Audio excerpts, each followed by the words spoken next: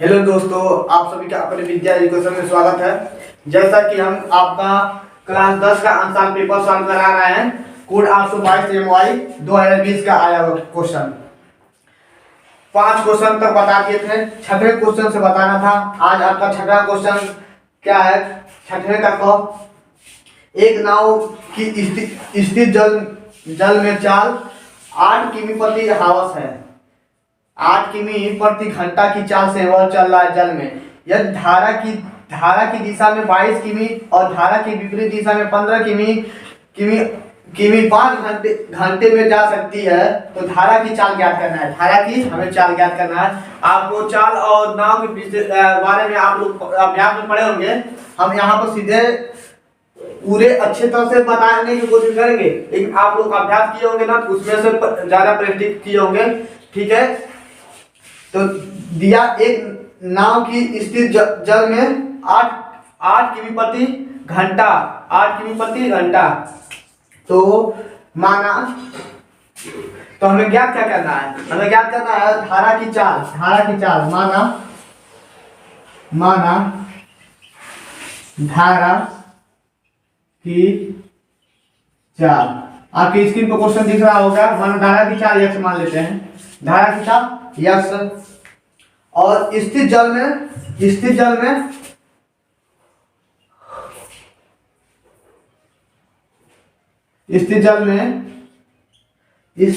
नाव की चाल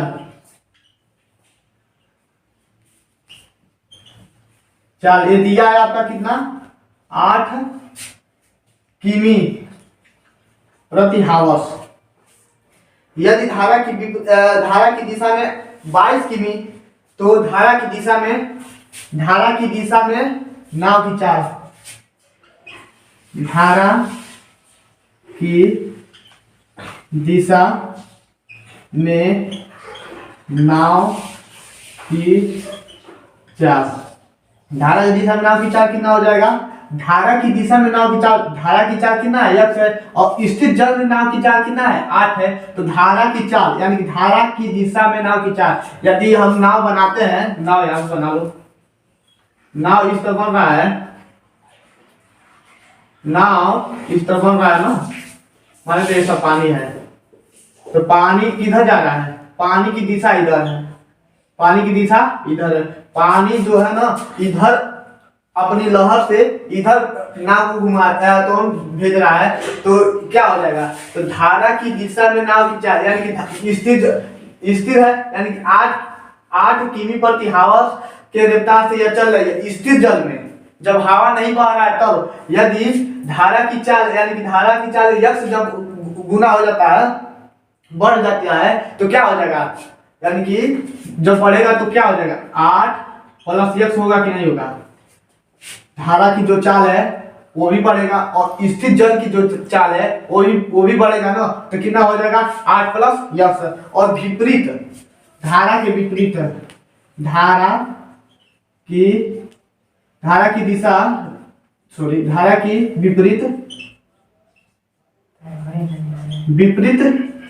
दिशा में नाव की चाल कितना हो जाएगा? यदि धारा कैसे बह रहा है? इधर बह रहा है ना, धारा इधर बह रहा है। यदि विपरीत दिशा में करे तो बल लगेगा कि नहीं लगेगा? स्थिर है ना, जब इधर जाएगा तो जब नाव पर दबाव पड़ेगा ना, तो क्या हो जाएगा? 8 माइनस यक्स होगा कि नहीं होगा? जब हम मान ले रहे हैं यहाँ से यहाँ खड़े हैं, साइकिल चला रहे हैं और हवा ठेल रही है हमें, तो दुगुना स्पीड होगा कि नहीं? रफ्तार बढ़ेगा। यदि हम यहाँ पर हैं, साइकिल इधर चला रहे हैं और हवा इधर से मार रही है, तो हमें बल लगेगा ना, तो वही माइनस लगा दिए हैं। माइनस के काम करेगा कि नहीं करेगा? तो 8 माइनस यक्स। और फिर से क्या दिया? 22 किमी और धारा की दिशा में 22 किमी। तो धारा की दिशा में 22 किमी यदि चल रही है, धारा की दिशा में 22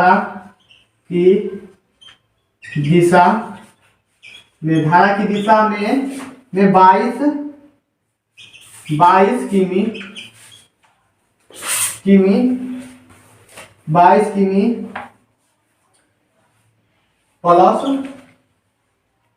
धारा की विपरीत दिशा में, धारा की विपरीत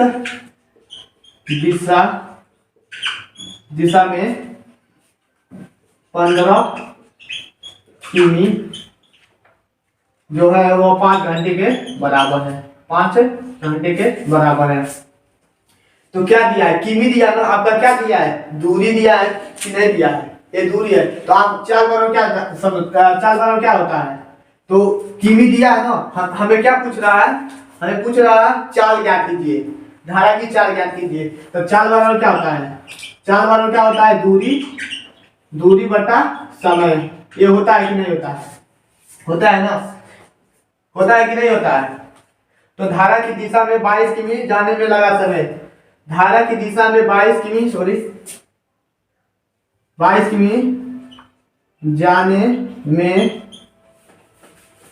में लगा समय प्लस धारा के विपरीत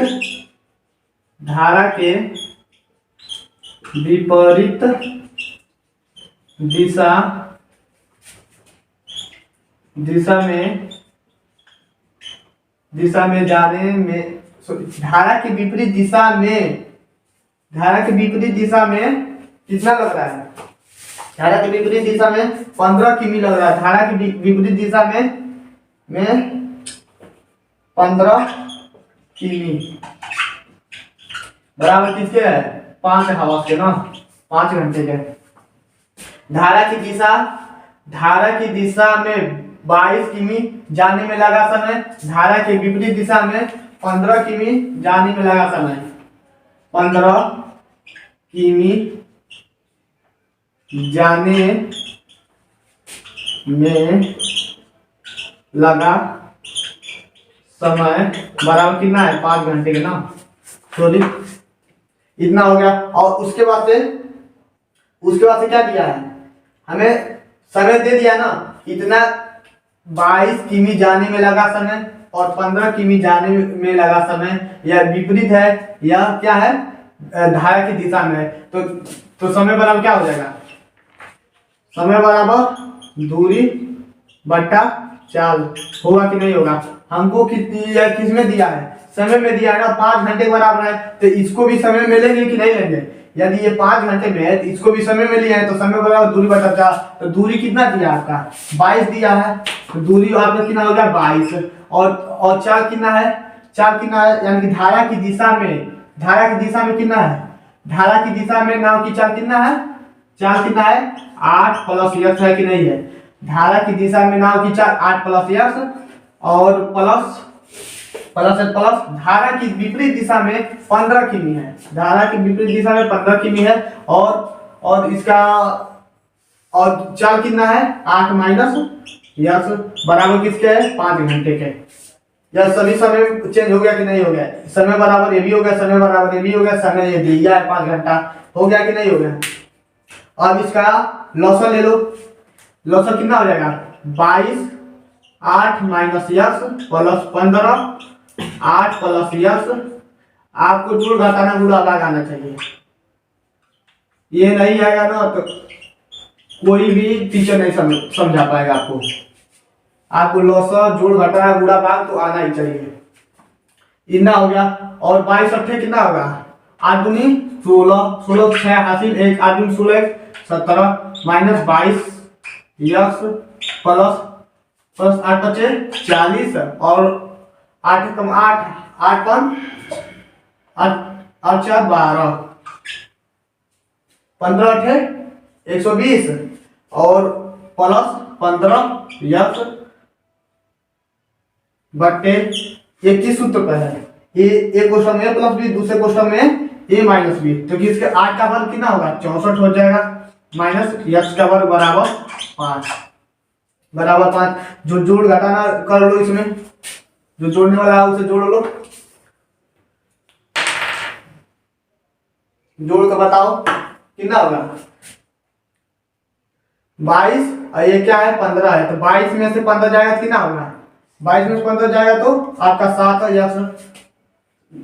लेकिन ये देख लो पहले, ये 6 जोड़ लो, 6 7 2 9, 1 1 2 माइनस 7 यक्स इतना हो गया बराबर त्रिज्या गुणा करा लो, पंचों को 20 और 6 बचे 30 2 32 माइनस 5 यक्स स्क्वायर इतना हो गया।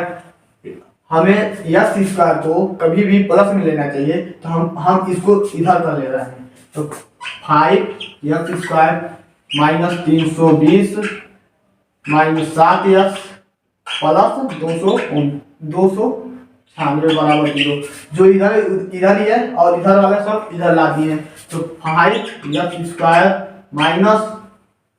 माइनस 7 यक्स लिख लो। उसके बाद से इसमें जोड़ घटा लो, तो जोड़ घटाओ तो कितना होगा माइनस 10 में 6 जाएगा तो 4 और 11 में से 9 जाएगा तो 11 में से 9 जाएगा तो 2 24 आ गया बराबर 0। इतना बड़ा गुणनखंड करने में आपको दिक्कत होगा, इसीलिए सीधाचार नियम लगाते हैं। सीधाचार नियम लगाओ, यहाँ पे आप लोग कैलकुलेशन आपको करना है। तो ए बराबर कितना हो जाएगा, ए बराबर पहले छांट लो, बी बराबर और सी बराबर इतना छांट लो। तो ए बराबर कितना है 5 है और बी बराबर कितना है -7 है और सी बराबर कितना है -24 है। इतना छांट लो, इतना छांट लो। छांट लोगे ना तो आपको क्वेश्चन लगाने में दिक्कत नहीं होगा। तो सीधाचार नियम क्या होता है, x बराबर minus B plus minus under root में बी स्क्वायर माइनस 4ac बटे 2a। कैलकुलेशन आप लोग कर लीजिएगा, कहीं गलती होगा तो माइनस बी और ये क्या है -7 है। माइनस सूत्र का है, ए माइनस क्वेश्चन का है, तो माइनस माइनस कितना हो जाएगा प्लस हो जाएगा। 7 प्लस माइनस अंडर रूट में बी यानी 7 का वर्ग -7 का वर्ग कितना होगा 49 हो जाएगा माइनस 4 और ए का मान कितना है, ए का मान कितना है 5 है और सी का मान कितना है -24 है बटे 2 गुणे 5।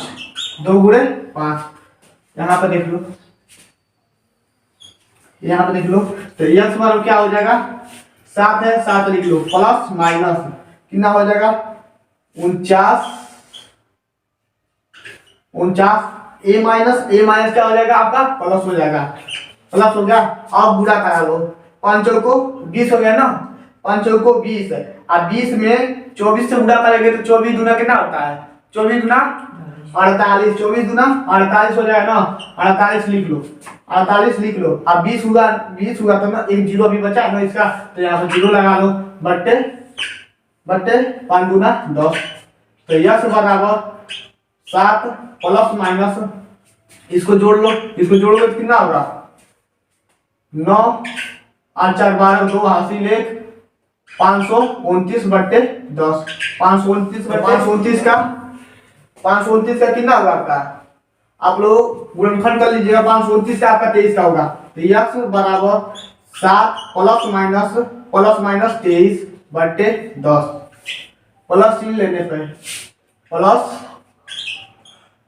चिन्ह लेने और जब प्लस चिन्ह लेंगे तो आप लोग यहाँ पर देख लीजिए, जगह नहीं है तो यहाँ पर यक्स बराबर 7 प्लस 23 बट्टे 10। तो कितना हो जाएगा 7 23 और 7 कितना होगा 23 7 30 बट्टे 10। एक जीरो से जीरो गया तो यक्स बराबर 3 आ गया। यानी कि धारा की चाल 3 हो गया। धारा की चाल 3 किमी प्रति हावस।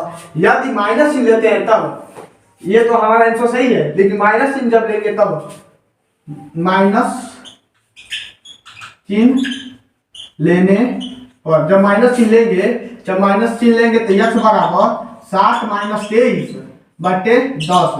7 माइनस 23 बटे 10 यक्स बराबर 7 माइनस 23 बटे 10 आया है। तो माइनस 23 में 7 घटाएंगे तो कितना होगा, घटाइए तो माइनस 16 बटे 10। तो क्या आ जाएगा तो यक्स बराबर -8 बटे 5 आएगा। ये भिन्न में भी है, ये किस में है भिन्न में भी है और माइनस में भी है, इसलिए हम ए नहीं लेंगे, हमको ए लेना है। ये माइनस में है, दूरी कभी माइनस में नहीं होती है, ये 4 कभी माइनस में नहीं होती है, इसलिए हम इसको नहीं लेंगे और इसको लेना है, क्योंकि ये धनात्मक है। 4 हमेशा धनात्मक होती है, माइनस नहीं होती है, इसलिए हम ये लेंगे। इसका आंसर यानी कि धारा की चाल 3 होगा। और स्थिर जल में नाव की चाल 8 दिया ही है, तो धारा की दिशा में नाव की चाल इतना हो जाएगा।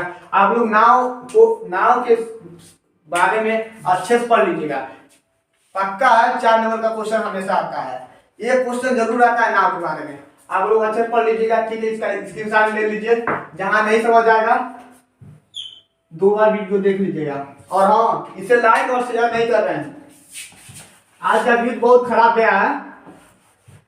कपड़ा नहीं है क्या भाई वाला? अच्छे से मिल रहा है, कपड़ा कहाँ गया है? और हाँ, आई बटन पर लिंक आपको हम डलवा देंगे, देख लीजिएगा इसके बारे में पूरे अच्छे से। सॉरी ये ट्विटर किया, पूरे अच्छे से दुर्गा सर आपको बताए हैं। कपड़ा कहाँ गया? नहीं मिल रहा है अच्छे से। दूसरा क्वेश्चन क्या है? दूसरा क्वेश्चन है, समान ऊंचाई के 2 स्तंभ 100 मीटर चौड़ी सड़क के दोनों ओर स्थिर हैं। आप लोग बनाते रहिए, पढ़ते रहिए। समान ऊंचाई के 2 स्तंभ हैं, मानते ए हो गया और एक ए हो गया, ये स्तंभ हो गया। समान ऊंचाई है, समान ऊंचाई के 2 स्तंभ 100 मीटर चौड़ी सड़क के दोनों ओर, यह कितना है आपका? 100 मीटर है, 100 मीटर चौड़ी सड़क के दोनों ओर स्थिर है। सड़क पर स्थिर किसी बिंदु से स्तंभ के शिखर का उन्नयन कोण 60 है और 30 अंश है। स्तंभ के बीच बिंदु की स्थिति तथा प्रत्येक स्तंभ की ऊंचाई ज्ञात कीजिए। इसके कहने का मतलब ये है, हमें इसकी ऊंचाई ज्ञात करना है। स्तंभ की ऊंचाई मान लेते हैं कैपिटल एच और ये भी एच है, यानी समान है ना, बराबर है। लेकिन कह रहा है इसके शिखर का जो उन्नयन कोण है, शिखर का उन्नयन कोण जो है, जो शिखर का आपका उन्नयन कोण है, ये कितना बन रहा है? ये 60 बन रहा है और दूसरा कितना बन रहा है? 30 बन रहा है। ये दिया ना, तो ये कोई बिंदु पर कट रहा है कि नहीं कट रहा है? मान लेते हैं इसे P मान लेते हैं, इसको A B C D और P हो गया ना। तो ये पूछ रहा है इसकी ऊंचाई और क्या, इतने के बीच की दूरी या इसके बीच की दूरी, हमसे यही पूछ रहा है। ये किस बिंदु पर कट रहा है? तो मान लेते हैं, माना AP के बीच की दूरी कितना मान लेते हैं? x मान लेते हैं। AP के बीच की दूरी x हो जाएगा, तो PC के बीच की दूरी कितना होगा? जल्दी से बताओ, P और C के बीच की दूरी कितना होगा? 100 माइनस x होगा कि नहीं होगा? ये पूरा दूरी कितना है? यहां से लेके यहां तक कितना है? 100 है।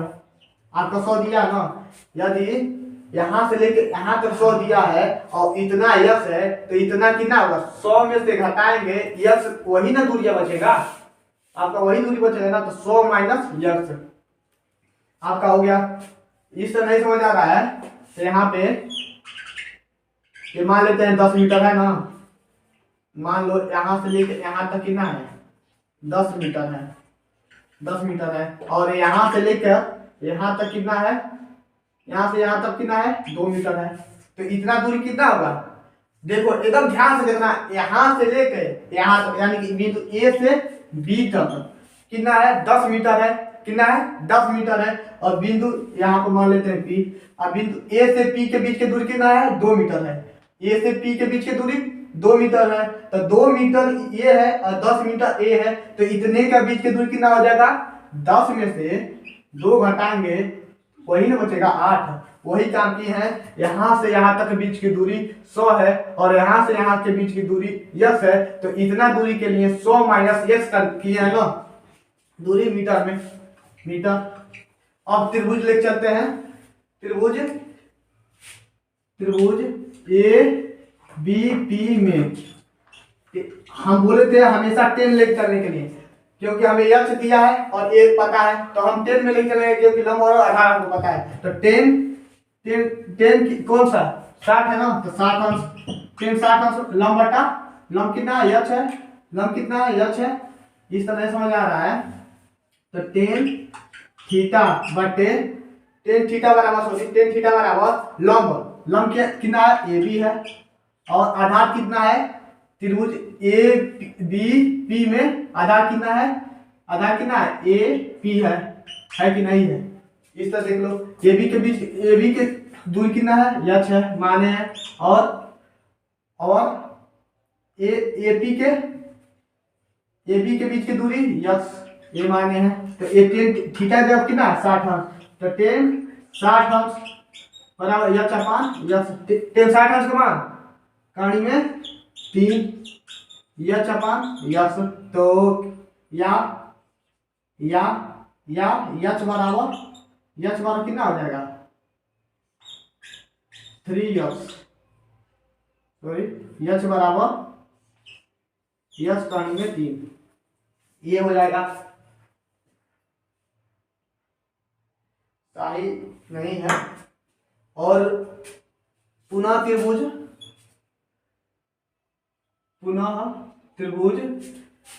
त्रिभुज सी डी पी में तो 10 30 अंश बराबर लंब यानी कि यक्ष बटे आधार कितना है यानी कि पी और सी इसी त्रिभुज में ले चल रहा है ना, इसका कितना है पी सी के बीच की दूरी 100 माइनस यक्ष, तो 10 30 अंश के बाद 1 बट्टा कहानी में 3 यक्ष अपान 100 माइनस यक्ष, तो कितना हो जाएगा, तो कहानी में 3 यक्ष बराबर 100 माइनस यक्ष कितना हो गया।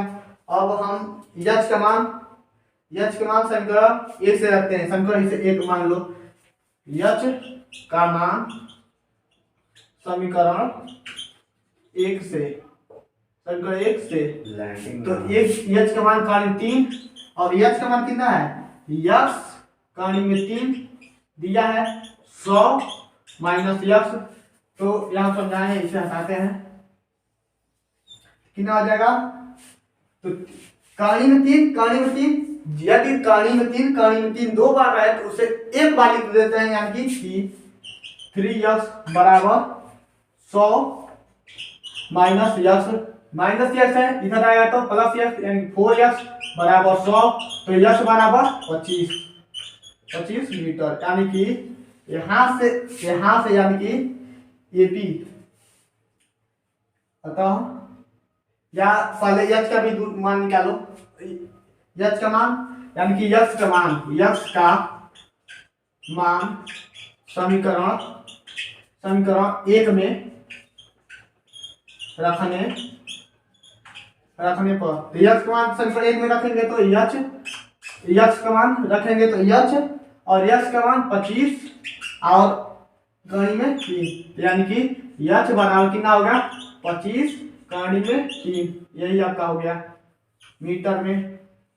यानी कि क्या ये भी दोनों स्तंभों के दो स्तंभ की ऊंचाई कितना है, दोनों स्तंभों की ऊंचाई यानी कि लिख लो अच्छे से, नंबर हमें लेना है ना, दोनों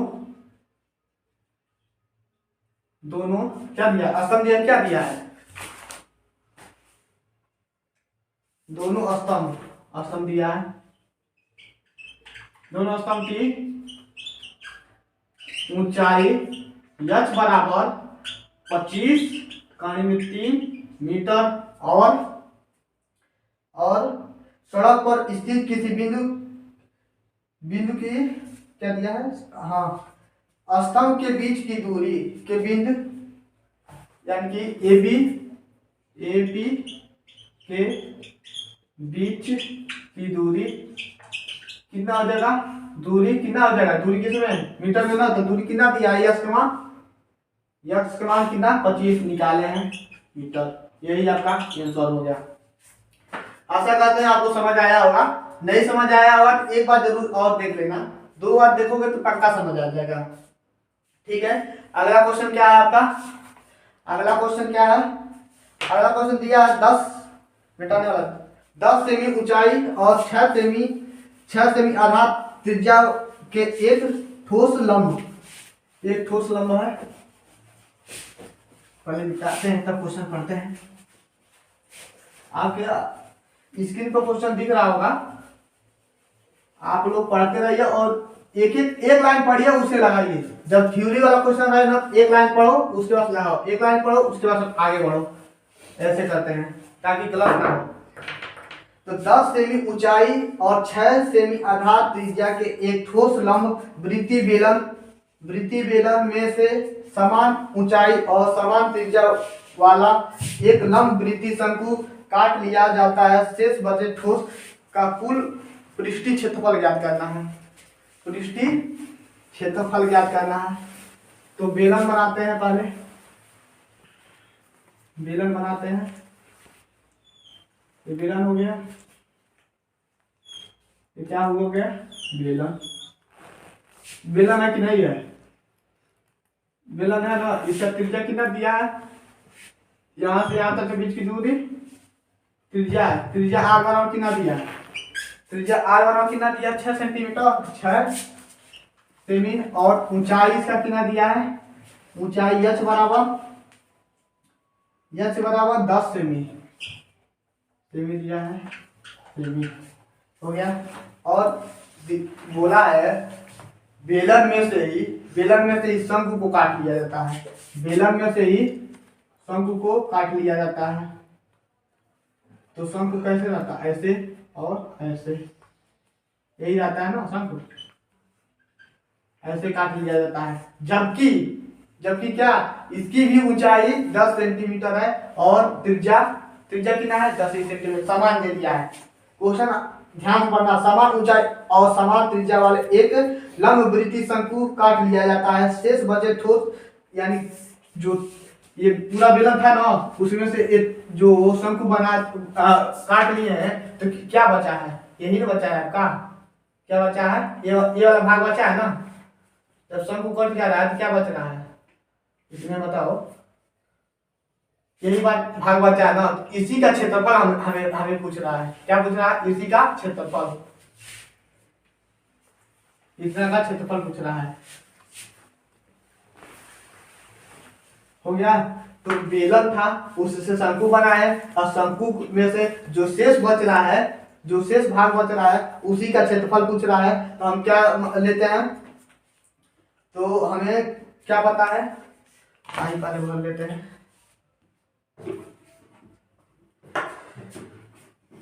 क्या दिया है, तो बेलन का क्या क्षेत्रफल, यानी कि बेलन का क्षेत्रफल और शंकु का क्षेत्रफल में से, तो बेलन क्या है, यानी कि सिर्फ सीधे लगाते हैं, शेष बचे हुए भाग का क्षेत्रफल, शेष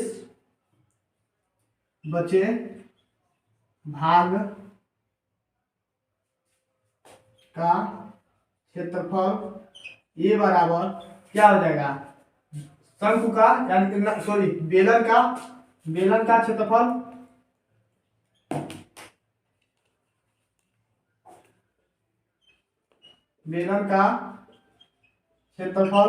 प्लस ये बेलन है ना, तो बेलन में क्या है, ये वृत्तकार है कि नहीं है, तो वृत्त का क्षेत्रफल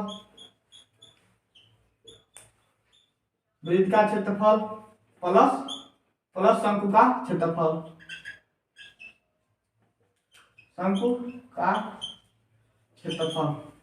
इतना आपको पता होगा। तो बेलन का क्षेत्रफल क्या होता है, 2 पाई आर एच प्लस वृत्त का क्षेत्रफल पाई आर स्क्वायर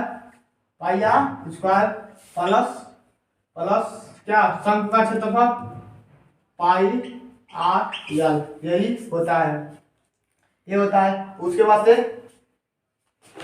से क्या करते हैं, पाई मान क्या पाई का मान दिया रखने के लिए? पाई का मान नहीं दिया। जब पाई का मान नहीं दिया रहता है तो पाई का मान मत रखो, कैलकुलेशन करने में आसानी जाएगा। तो पाई इसमें भी है, आर इसमें है, आर इसमें, आर इसमें, आर का मान कर लो, पाई पाई पाई पाई का मान कर लो, इतना चीज का मान कर लो। तो 2h plus R plus plus L, यही बचा ना। आप सूत्र पढ़े होंगे, यल का वर्ग बराबर, यल का वर्ग बराबर क्या है? यल का वर्ग बराबर एच का वर्ग प्लस एच का वर्ग प्लस आर का वर्ग। ये तिरछी ऊंचाई के लिए है, शंकु के तिरछी ऊंचाई के लिए यल का वर्ग बराबर एच का वर्ग प्लस आर का वर्ग होता है। तो यल के जगह आप क्या रख सकते हैं? यल के जगह पे एच अंडर रूट में एच का वर्ग प्लस आर का वर्ग रख सकते हैं कि नहीं रख सकते हैं? रख सकते हैं ना। तो आर का मान कितना दिया? आर का त्रिज्या समान है ना, त्रिज्या शंकु का भी सबका समान है, 6 पाई और 2 एच के जगह पे 10 प्लस आर की जगह पे 6 प्लस यल की जगह पे अंडर रूट में एच का वर्ग और प्लस आर का वर्ग हो गया। तो 6 पाई 20 प्लस 6 प्लस एच का वर्ग यानी कि 10 का वर्ग 100 प्लस आर का वर्ग 36, 6 का वर्ग 36 होगा, 6 पाई 20 प्लस 6 और 3600 136 का भाज्य गुणनखंड करेंगे तो कितना होगा? 136 का भाज्य गुणनखंड कीजिए, 136 का आपको बताते हैं तो कितना हो जाएगा? तो ए बराबर 6 पाई 20 6 26 हो गया, 26 प्लस कितना हो जाएगा? 36 का भाज्य गुणनखंड करेंगे तो कितना होगा? 136 का 2 से काटिए, 2 से काटेंगे तो कितना बार हो जाएगा? 2 छक्के 12, एक बचा 8, अब कितना बार हो जाएगा? 2 से 2 3 6 2 चौको 8 और 2 से काटेंगे तो 17 यानी कि 17, यही होगा। तो 2 जोड़ा मिल रहा है ना, तो 2 जोड़ा मिला तो 2 बाहर कर लो, अंडर रूट में 34 लिख लो, क्या करना है? अंडर रूट में 34 लिखो, 70 में 34 हो गया, इतना लिख सकते हैं ना। तो ए बराबर 6 पाई या 6 से गुणा करा दो, पाई रहने दो, पाई यहीं पर आने दो, अच्छा से गुणा करा दो, 6 के 36, 36 को 6 हासिल 3 6 दूना 12 12 3 15 प्लस 6 दूना 12 अंडर रूट में 34। यदि आपको पेपर में ऐसे क्वेश्चन आ जाए ना तो कैलकुलेशन बहुत कम करना चाहिए, यहीं पर सेमी या क्षेत्रफल निकाला ना तो सेमी का वर्ग हो जाएगा, यही आंसर हो जाएगा। सबसे कठिन ये चित्र है, चित्र दिया है एक बेलन दिया है, मान लो एक बेलन हो गया, एक बार और चित्र समझ लो अच्छे से, चित्र बना लोगे ना तो लगा लोगे। ये क्या हो गया? बेलन हो गया, बेलन हो गया ना, क्या हुआ? बेलन हुआ, ये बेलन हुआ। और बेलन में से एक शंकु काटा जाता है, बेलन में से एक शंकु काटा जाता है, तो शंकु ऐसे न रहता है, शंकु ऐसे काट लिया गया, बेलन था, बेलन में तो शंकु काट लिया गया, तो शेष बचे भाग का क्षेत्रफल ज्ञात करना है हमें। जो शेष जो बच रहा है उसी का क्षेत्रफल हमें ज्ञात करना है, यानी कि इसी सब का क्षेत्रफल हमें ज्ञात करना है ना, इसी का क्षेत्रफल ज्ञात करना है ना। इतना तो हम काट लिए हैं, अच्छे से ध्यान से देख लो, ठीक है, स्क्रीनशॉट ले लो। और इसका नेक्स्ट क्वेश्चन बताते हैं, क्या दिया है? निम्नलिखित आंकड़ों के लिए अधिक प्रकार के विधि से संचयित बारंबारता वक्र खींचिए। ये आपका वक्र खींचना है, ये पूरा बताएंगे नहीं, आप लोग अच्छे से कॉपी पर इसको बनाने की कोशिश करना, वक्र कैसे बनता है, बस थोड़ा सा समझा दे रहे हैं, यहाँ पर बन नहीं पाएगा।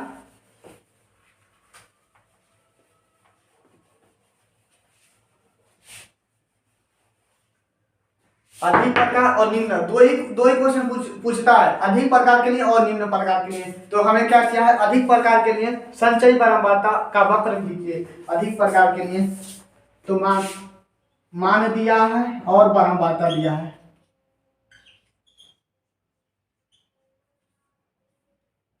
क्या क्या दिया है, 0 से 5, 5 से 10, 10 से 15, 15 से 20, 20 से 25, 25 से 30,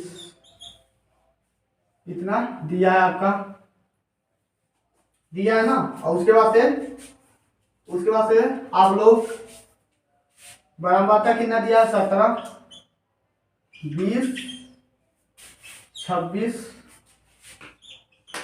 42,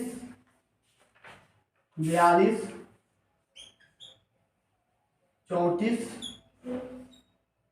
और 28, ऐसे आपका बारंबारता दे दिया है।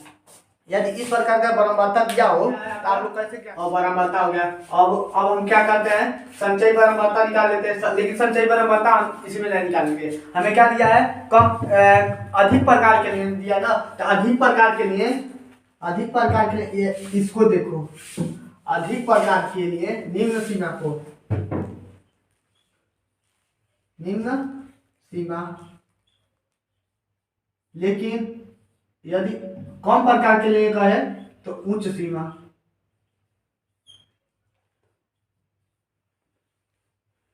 इसको एक बार बस बता दे रहे हैं, अब ग्राफ वाला ये आएगा तो नहीं बताएंगे, अच्छे से बता रहे हैं, ध्यान से देख लेना, ध्यान से इसको देख लेना।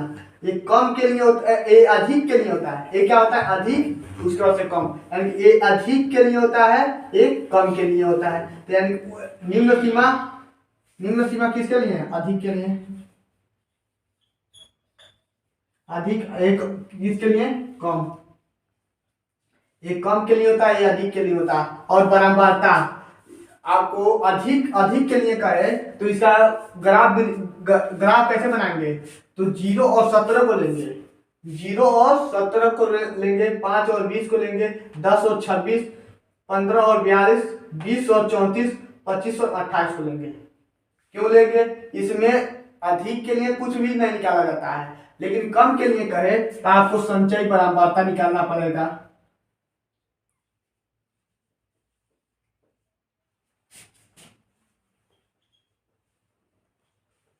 संचयी बारंबारता निकालना पड़ेगा, संचयी बारंबारता निकालना पड़ेगा। तो बारंबारता कैसे निकलेगा, संचयी बारंबारता कैसे निकलेगा, 17 को जोड़ेंगे, 17 को लिख लेंगे, 17 में भी आपको पहले वाले वीडियो में बताए थे ना, जोड़ने के लिए 17 में 20 जोड़ेंगे तो कितना हो जाएगा, 17 में 20 जोड़ेंगे तो 37, 37 में 26 जोड़ेंगे, अब जो भी आएगा जोड़ते जाएंगे। ये किसके लिए होगा, ये कम के लिए, तो कम के लिए 5 और 17, 10 और 37 जोड़ लो पहले, और 26 को 37 में जोड़ेंगे तो 6 6 12 13, 13 3 2 5 1 6, और 42 को 63 में जोड़ेंगे तो कितना होगा, 5 और 6 4 10, 9 3 1, 28 को जोड़ेंगे तो कितना हो जाएगा, 17 को 7 हासिल, 1 2 1 2 3 5 1 6 और 1, इतना आपका हो गया। यदि कम के लिए कहे, अधिक के लिए क्या है ना, अधिक के लिए समझा दे रहा पहले, अधिक के लिए, यदि अधिक के लिए कहे ना तो क्या करेंगे, 0 और 17 को लेंगे, 0 और 17 को लेंगे, उसके बाद से 5 और 20 को लेंगे, 5 और 20 को लेंगे, 10 और 26 को लेंगे, और 15 और 42 को लेंगे, 20 और 34 को लेंगे, और 25 और 28। यदि अधिक के लिए कहे तो कौन सा, निम्न सीमा, अधिक के लिए निम्न सीमा, कम के लिए उच्च सीमा लेते हैं। तो अधिक के लिए निम्न सीमा इतना हो गया और बारंबारता लेते हैं। अधिक के लिए निम्न सीमा और बारंबारता को एक में करते हैं, और कम के लिए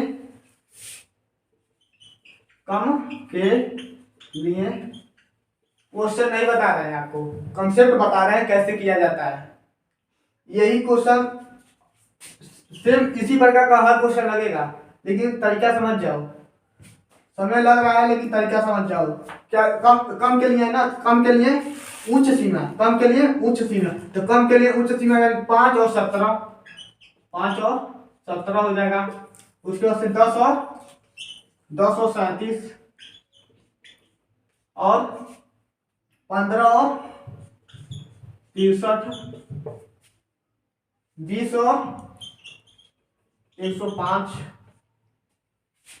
25 और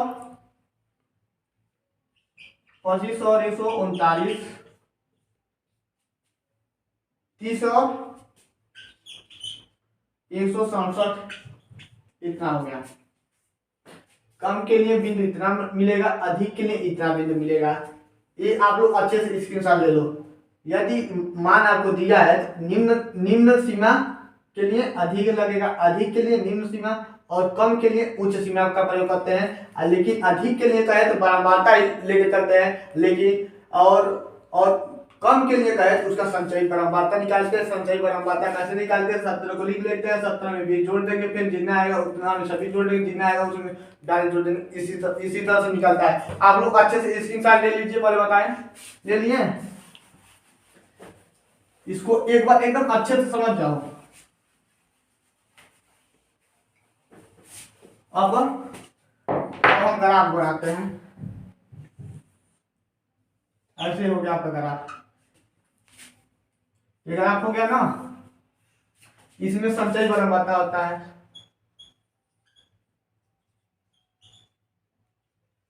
संचयी बारंबारता आपका इतना हो गया। 10 का आप लोग खड़ा कर लीजिए। ये 0 है ना, तो यहाँ से मान के 10, 20, 30, 40, 50, 10, 20, 30, 40, 50, ऐसे हो गया ना। आप लोग ऐसे खड़ा कर लीजिए। और अधिक प्रकार के लिए आपका त्वरण इस तरह जाता है, अधिक प्रकार के लिए आपका इस तरह जाता है, और कम प्रकार के लिए आपका इस तरह जाता है। कम प्रकार के लिए ऐसे जाएगा और अधिक के लिए ऐसे जाएगा। आप लोग अच्छे से ग्राफ बना लीजिएगा। हम ग्राफ नहीं बताएंगे, आप लोग अच्छे से ग्राफ बना लीजिएगा। ग्राफ पेपर रहता तब बनाकर दिखा देते हैं, किसी अन्य वीडियो में अच्छा इसको बता देंगे, लेकिन आज नहीं बताएंगे क्योंकि उसको कॉपी पर बताना पड़ेगा। तो हम सोच रहे हैं इसको कॉपी पर बताने का कोशिश करेंगे। लेकिन आप लोग पढ़े हैं ना, आप लोग पढ़े हैं तो अच्छे से इसको बना लीजिएगा। आप लोग अच्छे से बना लीजिएगा। ठीक है, आज का सेशन यही समाप्त करते हैं। सिर्फ 7वां क्वेश्चन रह गया, कल समाप्त कर देंगे। ये 5 वीडियो में खत्म समाप्त होगा। आज आपका पार्ट 4 था। ठीक है, धन्यवाद। जो भी गलतियां हो उसे माफ करना। और हाँ, आप लोग लाइक और शेयर नहीं कर रहे हैं, आप लोग लाइक और शेयर कीजिए ताकि हमारा हौसला बढ़े और आपको अच्छे से पढ़ाने की कोशिश करें। हमारा परीक्षा खुद आया हुआ है, हम नहीं पढ़ रहे हैं। क्यों? आपको पढ़ाने की वजह से हम अपना मैनेज कर लेंगे, लेकिन आप लोग नहीं कर पाएंगे। इसलिए हम सोच रहे हैं आपको अच्छे से पढ़ाएं। जो भी क्वेश्चन फंस रहा है व्हाट्सएप नंबर पर जरूर शेयर कीजिए।